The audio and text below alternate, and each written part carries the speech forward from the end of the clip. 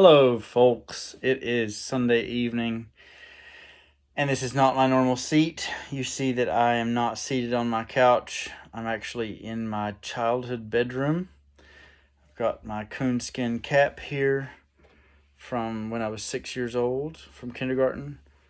They're from a particular program that we did when I was in kindergarten about the pioneers and westward expansion, and I still have my little cap. I could wear this while I do my video, but something tells me that you would be distracted by that. Anyhow, I am here because I am visiting family, but the primary reason I had to come in pretty quickly because of a funeral. And I'm thinking 15 years ago or more, this woman approached me at church. This is when I lived here. And she said, "Zach, I've decided that I want you to sing for my funeral." And I said, "Okay, I would be honored to do that." She said, "I know what I want you to sing. I want you to sing 'What a Day That Will Be.'" I said, "Okay, I know that song. I can do that." The next Sunday at church, she came over to me and she said, "Zach, I've thought about it. I've changed my mind. I don't want you to do it when I'm dead. I want you to sing it while I'm living and let me enjoy it." So I did. I arranged at some point thereafter to sing in church that song. I sang it a cappella, but I never forgot that she had originally said she wanted me to sing it for her funeral. And a few weeks ago, her daughter contacted me and said, "Do you know what song Mom wanted you to sing for her funeral?" And she explained the hospice situation and what her mother's health was looking like. And I knew it instantly. I said, "What a day that will be." And she said, "Yep, that's it." And I could tell she didn't want to ask me to drive in for that, but I wanted to. And I have family here. It's not like she's asking me to fly to Africa. Though I told her that, and she said, "But if I did ask you to fly to Africa, something tells me you would try." And I said, "That is true." So that woman, her name's Jenny Walter. If you know Jenny Walter, uh, this was not a hard funeral. I think it was the opposite. Her funeral was a pleasure and a joy because she was ready to go. She made it very apparent that she was ready to go. And even her family, there was such a pleasant atmosphere around the visitation and the funeral service. Certainly they're grieving. Certainly they're coming to grips with saying goodbye. But there was a lot of peace because this woman did not leave room for questions when it came to her death and where she's going after death. So I was asked to come. I offered to come and sing for that service, and her daughter asked if I would send a recording, and I thought we can do better than that. So I said, "I'll drive in. Do you want me to sing just that song, or is there something else?" And she said, "Actually, Mom had several songs." She sent me 5 songs she wanted sung, and I was happy to do all of them except one, and it was "Oh Happy Day." And I thought, how do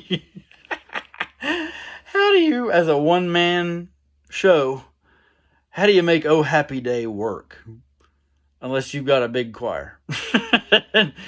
So I said, "Can we cut that one? I just don't feel." She said, "That's fine. It's fine. Cut it." And even for the interest of time, we kind of shifted some songs, and I did a little, almost a medley of 3, and then sang "What a Day That Will Be" at the very end, and then asked the congregation to join in on the chorus repeat at the very end. Very sweet. There are certain songs, everybody needs to know this. There are certain songs that you can drop the accompaniment out. You could even take the mic away and just say, "We want everybody to sing this chorus together." "What a Day That Will Be" is one of those songs. People know it. People love it. People feel it. And especially at a funeral service, it added such comfort. So comfortable to listen to that and think about the fact that Jenny is not living in this day anymore. She's living in a new day. This is going to be one of those videos where I ramble a little bit. On this trip, much of my time has been spent with mom and dad building shelves in the garage. That's great. I'm happy to do that. I love organization. I love construction work to a degree. I like the product more than I like the process, but I enjoy some of the process too. Problem solving, critical thinking. I like that. But I've also spent a fair amount of time with uh, folks who I don't see like I used to. And I want to talk about that. Thursday night was Jenny's visitation at the funeral home. I went at the last 30 minutes of the visitation. Side note, do you call it a viewing or a visitation? I don't like the word viewing. It sounds like I work in real estate. It sounds like a showing. And I don't know many people who are real comfortable with the viewing aspect. Even if they ask for an open casket, there's something uncomfortable about thinking of rows of people walking by staring at your corpse. So I just don't like the word viewing. We're having a viewing. No, I call it the visitation. Why? Because I'm visiting with the family of the deceased. So I showed up at the last 30 minutes of the visitation. And as soon as I walked in the door, there was a wall of people. I bet 50 people or more were still in line to pass by the casket. And I bet I knew the vast majority of those people, and also the vast majority of those people were individuals I haven't seen in years. And it was a flood of emotion and memories, and for the very, very most part, very good memories, happy memories, sweet memories.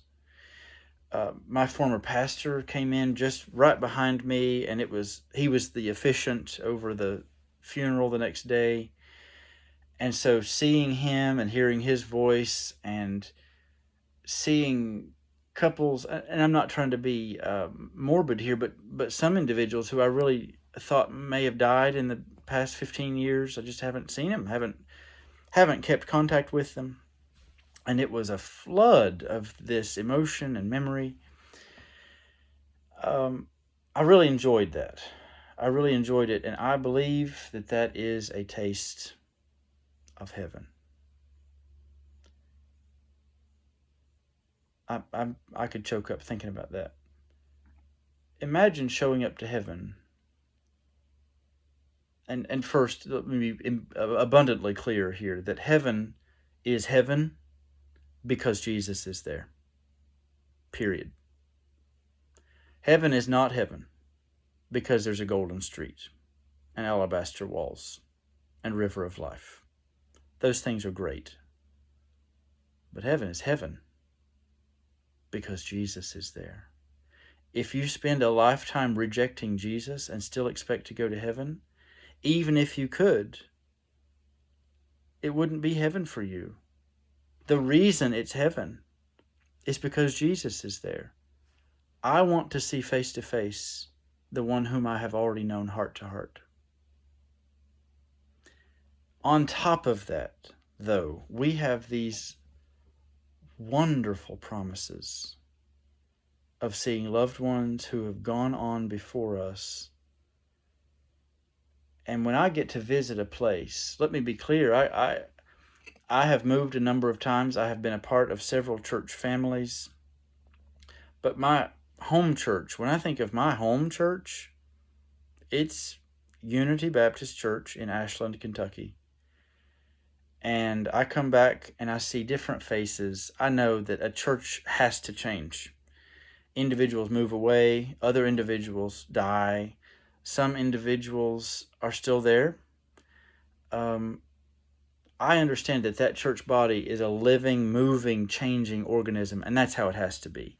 I don't expect to come back to Unity and visit and it look or feel exactly as it did in 2011. That would be unrealistic. But when you do see the people, like I did at the funeral home, you do see the people and they recognize you my big thing in life is to know and be known. I love those intimate, close, heart to heart relationships with people. And I got that. I got that in my years at Unity. I can give an example. Today I had lunch with a large group of people from my home church. After we had eaten, we were leaving the restaurant, and in a different area of the restaurant, there were four ladies seated at a table, and I knew one of them pretty well. I knew two of them, well, and the fourth one I didn't know at all. And as we were making our way out the door and trying to get past these tables, we stopped to speak to these four ladies. And the one who I know the best said, "This is my sister," and she gave her name. And then when she went to say who I was, she said, "And this is Zach Roberts." And with this dignified gesture, like a monarch would give to the court, she said, "This is Zach Roberts. He's one of ours."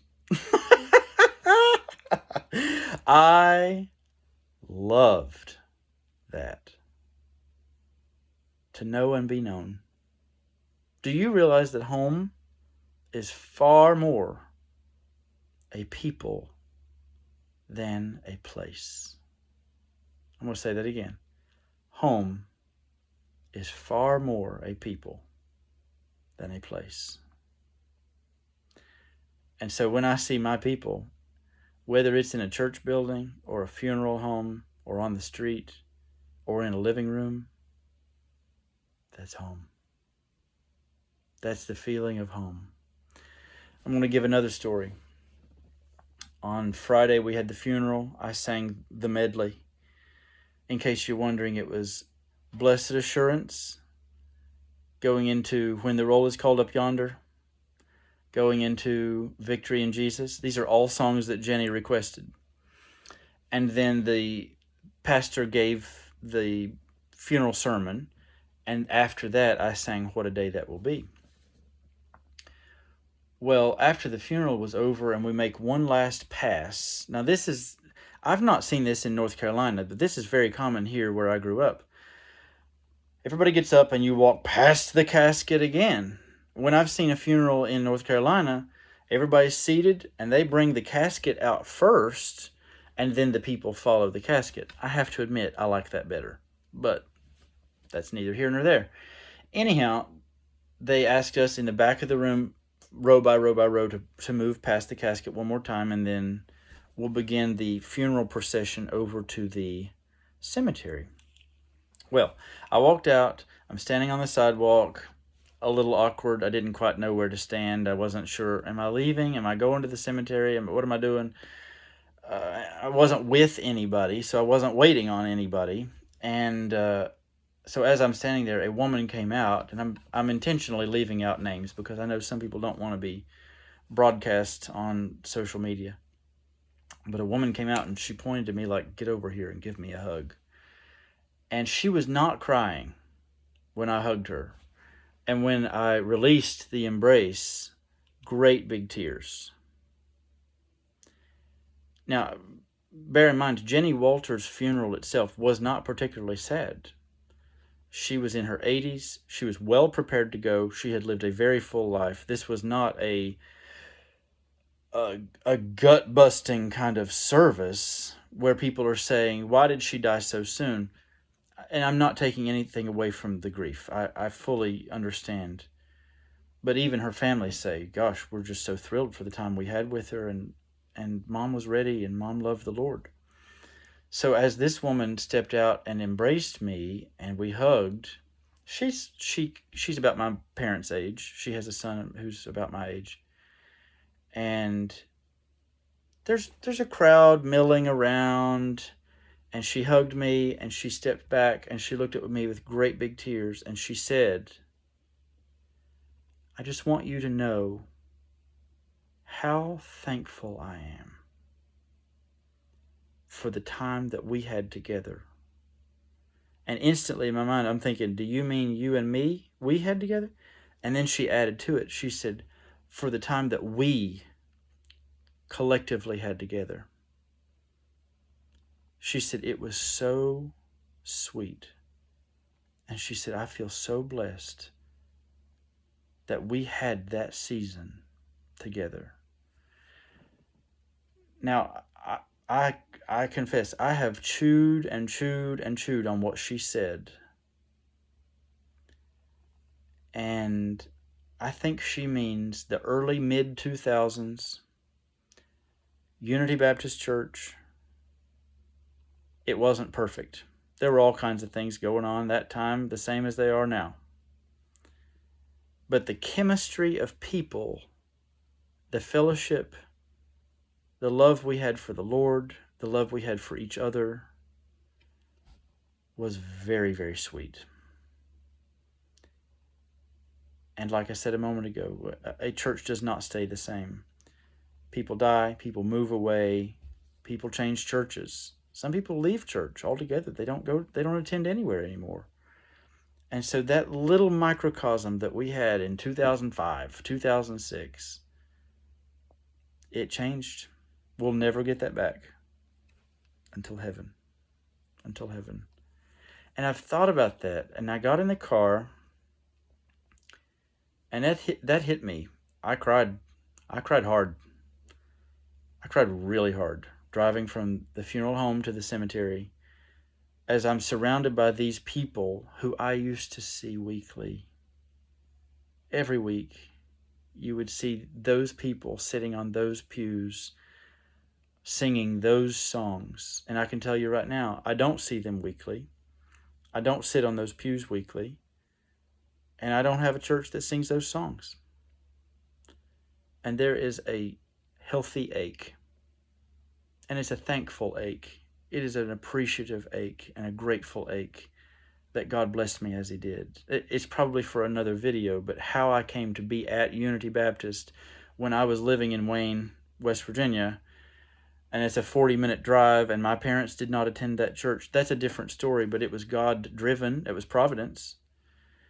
And here we are many years later, sitting in the fruit of that season with such gratitude. I shared that little snippet with another woman that same day of the funeral. She teared up immediately. She said, I know exactly what you mean. And Unity was not perfect in 2005, 2006. It wasn't. People sinned the same then as they do now. But there was just something that bound us together and blessed us, and we've carried it with us. And I give an example. My church did a play during those years, and the play was a walkthrough. So you would gather in the gym, and they would take a tour guide to lead you from room to room to room to room to room.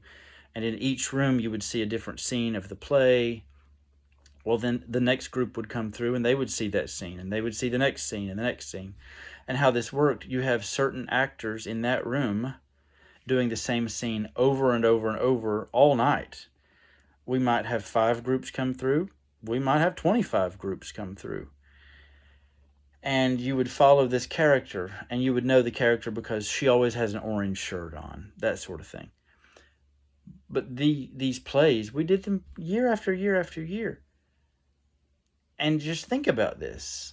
If I told you, you're going to be locked in a room for upwards of 6 hours, you're going to have limited snacks based on what everybody brings. You might have teenagers, small children, elderly in your room. You may have access to a bathroom, or you may not have an access to a bathroom. You may have to run down the hall trying to find a bathroom in between groups. You're going to be pretty well shut off from everybody else for that entire time period, doing the same scene over and over and over. You'd say, oh, that sounds awful. I'm not doing that. My church loved that. I'm not saying it wasn't work. But I remember our pastor telling us every year that this would roll around, he'd say, this is our revival. And I believe that to this day. You get those people together in a room with individuals they would not normally choose to be with. You eat snacks, you drink drinks, you make jokes, you tell stories. So-and-so may sit over in the corner and a friend join and they say, well, we need to pray over this thing. The whole group joins together and they pray over each group that's coming through, that they would understand and hear and receive the gospel. I made friends with people during those years that if I hadn't done it, I wouldn't know. I'm thinking of folks now who have died and gone on to glory. Folks who are now adults, married, living a good life for the Lord. I'm thinking of some elderly individuals. I worked in a particular area called counseling for a few years, where if somebody wanted to pray, we would have individuals available to pray with you. And there were folks in those rooms. I believe they're saints. These are folks who have spent time in the throne room of heaven. And I count that such a blessing. You do that year after year after year, and your church body starts to bond. You have jokes and stories and memories together that other churches don't have. And you've come from a hard day of work. And you spend these hours in the evening locked in a Sunday school classroom doing one-act plays over and over and over. And you share the burdens of life with this other person, and she shares about hers, and he shares about his, and you have a piece of ice cream cake from Dairy Queen. That's fellowship. That's actual fellowship. I think sometimes we try to manufacture fellowship. This was real. And so when I heard the woman today in the restaurant, she said, "This is Zach Roberts. He's one of ours." That was such a badge of acceptance. And do we not all long to be accepted? I've rambled. This video is entirely too long. Some of you may have turned it off ages ago. But some of you may have stuck around. What's the point? I always like to give you something to think about. Fellowship is something that doesn't just happen. It's built. And if you want better, deeper, more edifying, more fruitful relationships in your life, they're not going to just happen. You're going to have to get out there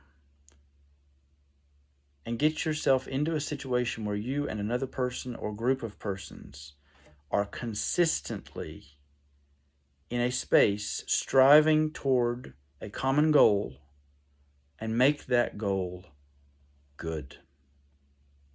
Not selfish. Not frivolous. Why do you think the men